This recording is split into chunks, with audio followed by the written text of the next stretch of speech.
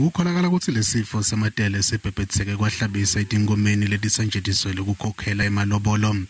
Lesifo sihlasele kakhulu tilwane lokufaka ikhatsi tinkomo, timbuti netimvu.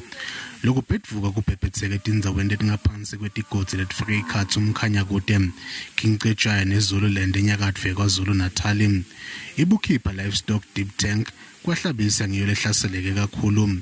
Bafuyi balendzawo ulandzela umyalo wa Hulumende ukuthi bayise tinkomo tabo tiyogomela lesifo. Cishe sekunenyanga abapopoli besitshelile ukuthi kunesifo esinjengalesi esizayo. Nje kuleli viki eliphelile ke basibizela kumhlangano besitshena ukuthi hayi kuzogonywa sizogonyelwa lesi sifo. Hulumende uthi kuhanjiswa kwetinkomo kuletigodzi letindzatfu kumisiwe ngenhloso yokuvimbela kubhebhetheka kwalesifo. Balimi bathi lokhu kutawuba nemthelela nomubi etimpilweni tabo.